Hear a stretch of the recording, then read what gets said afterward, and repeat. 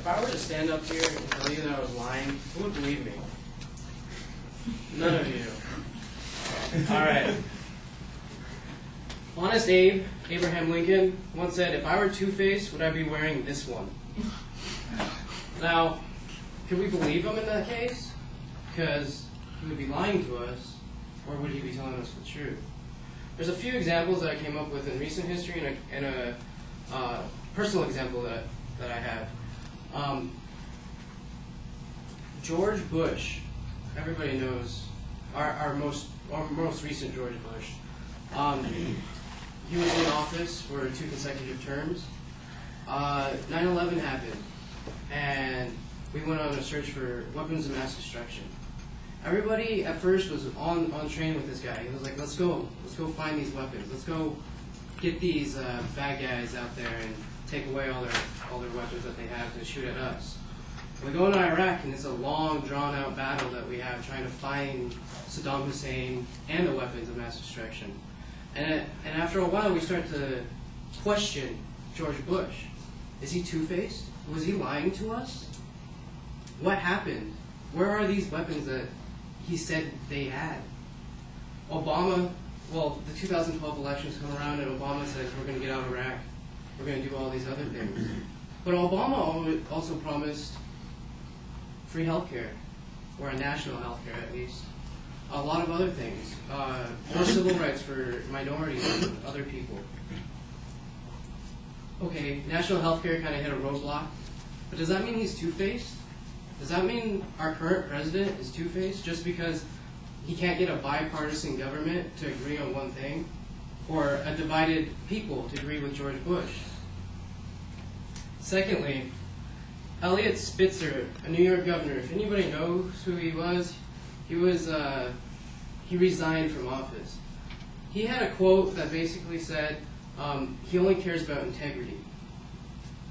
Eliot Spitzer resigned from office because he was involved in a prostitution scandal. So, what does that say about his integrity? If he only cares about integrity, what are you taking away from him? But is he really two-faced, or is he just a liar? Finally, I know you see me walk in here with my Fullerton Auto shirt. Most of you guys, like, when I think of a gearhead, you know, he's got tattoos, he's smoking, like he's going to an electric chair. He just got off the electric chair. And most of you guys are like, okay, they're kind of like brain dead, kind of, let's just screw some bolts in and make this car work sort of thing. But little do most of you know, I'm actually in Calculus 2. I've taken 3 years of physics. I've taken up to Japanese 5. I've done all these other things, and people kind of like walk around and judge me just because of what I'm wearing. And that kind of makes me two-faced in a sense. But does it really make me two-faced, or am I just appearing to be something? Now, when Abraham Lincoln said, if I were two-faced, would I be wearing this one? You kind of got to take this as lightly as you possibly can. You can't really take anybody for who they appear to be or what they say. I agree with some aspects, as you can tell, and I disagree with a lot more. You gotta judge somebody on what they say, what they do, how they act, not just what they wear or what they promise. Because you can't always give what you promise, and you can't always follow up with what you say. There's things that stop us, and there's things that will keep us from getting there, as I've proven. Thank you.